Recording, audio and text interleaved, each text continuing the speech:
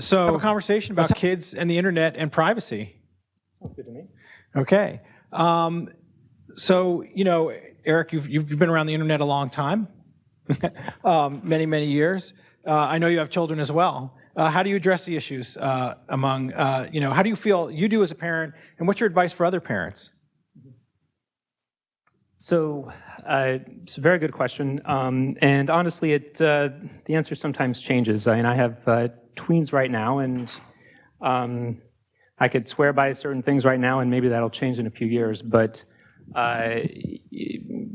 some years ago, my wife and I, we sit down with the girls, and we set up some guidelines, some ground rules. But we really tried to get across to them that the internet it's a channel where the same values that you have offline should persist. So treating people with respect, not saying things about somebody that you wouldn't say to their face, not giving information readily to strangers, or if somebody, offline somebody comes and says, there's urgency and your parents sent me, stranger danger comes up. Online, you get an email that claims to be an authority, and often, again, there's urgency to take a step back and to think about it. And we've also taken different approaches to sort of getting their feet wet, because we don't want the internet or certain services, interactions to be a source of hysteria. Maybe that's not the best way to describe it, but there's nothing wrong with it, and there's some ways that you can sort of step into it. There's a great tool that LifeLock worked on with the PTA a little while back. This is before I joined the company, and after actually I had that conversation with my kids, but I've become a very big fan of it because it gets across the same ideas. It's sort of a step-by-step. The URL is the smarttalk.org. And it helps to facilitate a contract. But it's much more than that, in that it goes into certain details. So there are things that my wife and I, because we're both in high tech, we're very familiar with, but there are a lot of parents that aren't necessarily involved in that way or don't have that level of exposure. And ultimately what comes out of it is a conversation, a discussion. I would love to have that for a number of other things. Over the years, I mentioned we try to expose them bit by bit. So one of my daughters is a Rubik's Cube fanatic, and she wanted to do a video online showing people how to do it. And, well, okay, you can go on YouTube. Let's just do a video of your hands. So we don't have we don't have the rest of your body. There's nothing to identify you, but here are your hands talking. During the election, one of my daughters, she wanted to express herself online, and so we set up an account on Twitter, and every once in a while, like, we would sit down with her, and do you want to say this? Here it is, and this is the result. So it's exposure. We also don't want I don't want it to be like the alcohol that's locked in the cabinet, and then finally the parents go away for the weekend and the kids rate it. Just exposure and an ongoing conversation. Yeah, so we recently did a survey with Microsoft earlier this year. Actually, it was late last year now. It's 2017. Changed the calendar here. And we looked at some of these issues around like rulemaking and things like that, and it was really interesting that we saw a bunch of disconnects in that space. So one of the things like typical example was we'd ask parents, do you have a rule about sharing passwords, right? And these were teenagers, so we asked teenagers and parents these two different topics. And the parents, like 60% of the parents would say, absolutely, there's a rule in our house, passwords. Then we'd ask the kids, is there a rule in your house about sharing passwords? And 16% of them would say, oh yeah, there's a rule in our house about sharing passwords. So there's something going on, there's something missing in these discussions that are happening at some of these levels, and so this really made us sort of start to think about the kinds of advice that we give young people. And I'm just curious if you've around these kinds of disconnects, if it's made you think a little bit more about what kinds of rules there should be in the home versus maybe the more traditional approach to cyber safety for kids has been about don't. Transparency, I think is very important. So there are ways to restrict access to certain sites, and a lot of parents go that route, and I think that can work very well for families. I think when you get down to specific areas like passwords, a lot of parents are still sort of thinking through that themselves. I think a lot of people had drilled into their minds, like 5 years ago, you should never write down a password, but you're in your home, you're not sharing it with with multiple roommates, you have contained areas, it's fine to write it down. And I think the parents just don't always make the jump to share that information with their kids. And I mean, there's also the other end of the spectrum where, I mentioned this morning, my younger daughter has an iPad and her password is over 10 characters long. And so sometimes the discussion loses sight of the usability of it. Yeah, but if she uses it all the time, I guess she remembers that password pretty easily, right? So that's the one thing about a long password, right? If you use it every day. She expects me to remember it. Oh, she expects you to? Okay, well, that's a whole other problem, right? Yeah, so, part of this too, and I think one of the things that we've seen as well is that, and our approach is kind of changing in the online talk. That's been a big push in the online safety have the talk, and we think that's important. But we think now, based on some of this research too, that we saw, one is that a lot of young people said they didn't want to report bad things that happened online to their parents, which, as a parent myself, I have a 15-year-old, I gotta make a mistake, 16-year-old now, just last week, and an 11-year-old. That's kind of disconcerting, right? Because you want your kids to come to you. I mean, you assume as a parent your kids are going to come to you, but they're not, and they're turning more to their peers. And so we've been thinking a lot more about how do we support them as a way of building their resistance, right, to support their peers. And I wonder if you've had any experience with any of that. So because my kids may see this and they're going to get on my case if I say what their ages are, for my purpose. But I will say that as tweens, I think there's a certain point where they haven't had peer pressure. There's segments of their friends. Some of them are getting online using Snapchat. So I'm in security, but I fully expect a time will come sooner than I'll become aware that my kids will be able to circumvent any controls that I put in. So to me, it comes back to this basic conversation about values where you have an open dialogue with your kids. But there are things that teenagers will invariably keep from their parents. And it's on the parents to also educate themselves, to learn as much as possible. Again, I thought the Smart Talk app was very good for facilitating a lot of those conversations. And it's not a one-time thing. It's something that does happen over time. Or very often there are articles in the paper about what's happened. And so sometimes that's a way for pedantic daddy to have a discussion with the daughters, and hopefully they're listening about, okay, this is what happened. This was the effect of sharing this information or texting. So they do see some real cause and effect.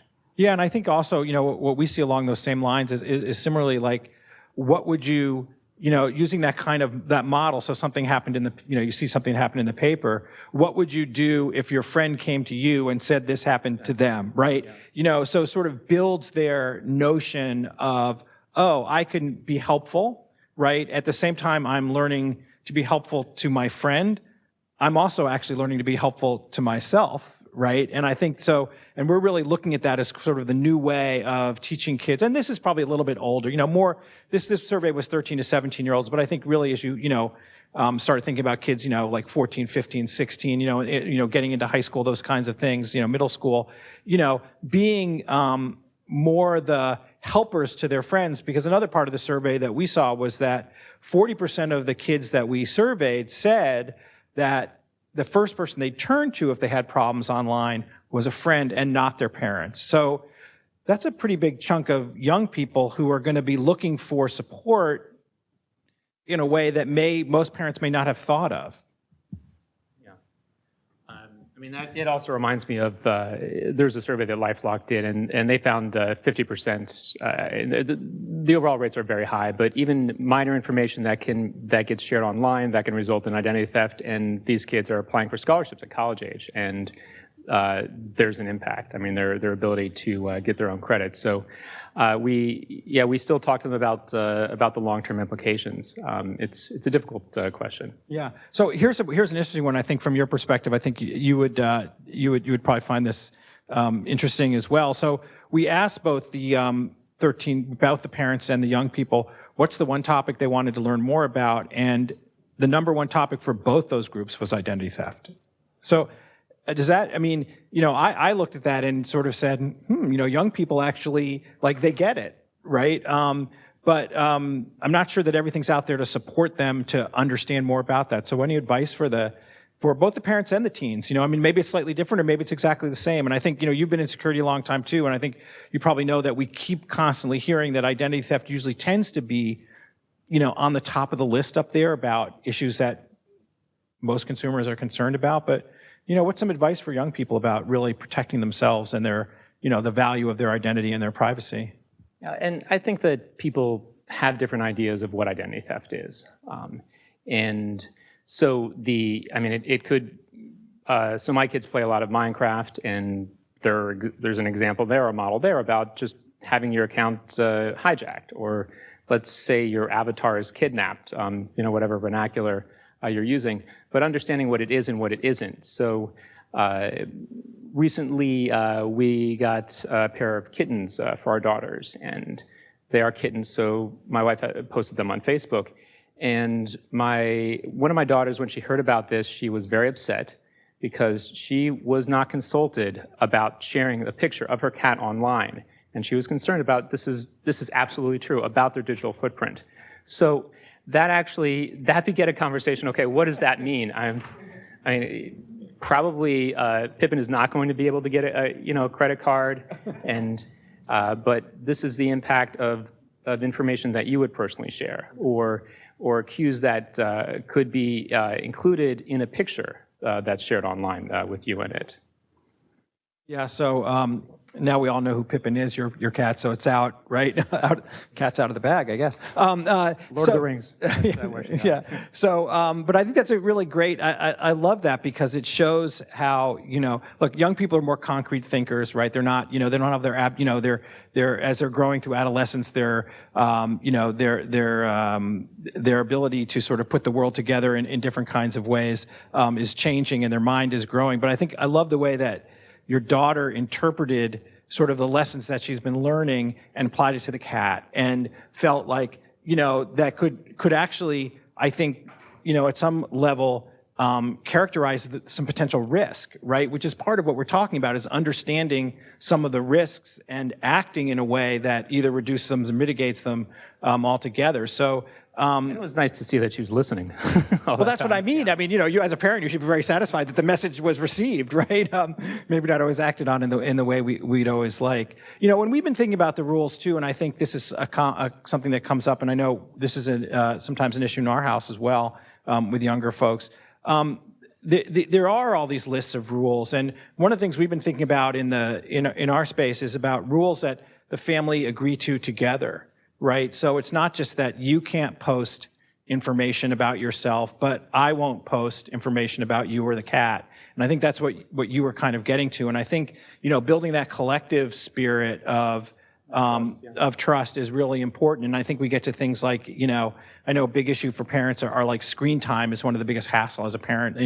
That's one of the things you end up fighting with your kids about, like, put it down, go out and play basketball or do whatever. But, I think finding some rules around that and then making them joint rules. I don't know if you've given any thought to something like that.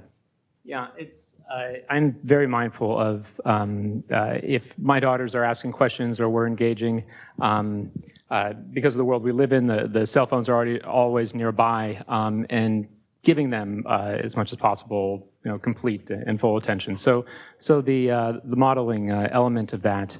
The transparency that you mentioned, and understanding that we will not post that information about you, that's very important. I think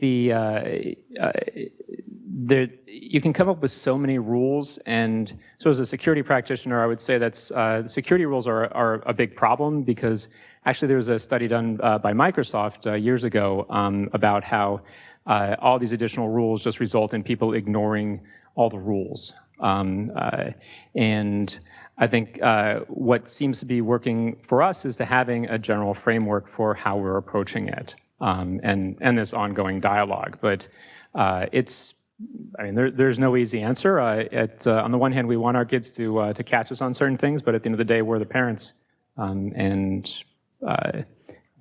that's which way things go. Yeah. So, we've also been thinking about this whole notion of like building the resistance and the resilience of young people, right, online, and to, have them. That is a classic security, and we were doing this study, and it sort of occurred to us, like, this is like the classic security advice we give, right? If we were telling, a critical infrastructure provider, what you should be doing, you should be building resistance, and you should be building resilience into your network, right? If the electric grid goes down, you've got to be able to, like, come back up, or you've got to try and keep it up as long as you can under any kind of attacks. And I think that actually applies to young people. We've been thinking about that a lot at NCSA. How do we build their resistance, right? To some of the things that are out there, so they're not overwhelmed by the threat. And then how do we build their resilience when they come across bad things? Because they will, and it's not just online. And I think that's really one of the things that we've sort of, come to the conclusion about, was that, what you face online, as a parent, I'm speaking for myself now, my child could leave the house and go walk up to the grocery store a half mile away. I really have no idea what he or she will see along the way, right? I can't predict that. I can't see everything. I can't track everything that they're going to see. I can't predict. And at the end of the day, I have to have some confidence that they can get from point A to point B and deal with everything that's along the way. And I think we don't look at the online world maybe as much that way sometimes, and that's kind of where we're headed. So I don't know if you have any closing thoughts on that kind of a notion. Well, when I was their age, I was all over town on my bike, and there is a mind shift nowadays. But there was a certain point where, okay, we should have our girls go down half a mile, or actually it's a mile, to the grocery store to buy a few things.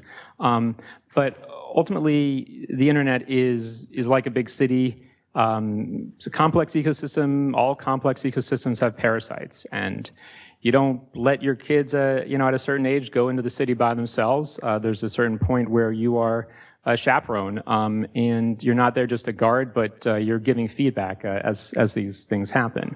Do your best to ensure that they have a childhood, and they're not utterly jaded to what they see online, before they exit their tweens. Great. So, want to give that URL one more time of the site that you all created about having the big talk? Yep, smarttalk.org. Smarttalk. Or do a search for, PTA and LifeLock.org too. Great. So, Eric, I just want to thank you for participating, and I hope this was helpful. And we encourage all parents out there, current or potentially new, or grandparents, to really take some time to learn about these issues and help young people get the most out of the internet as safely and securely as possible. Thank you.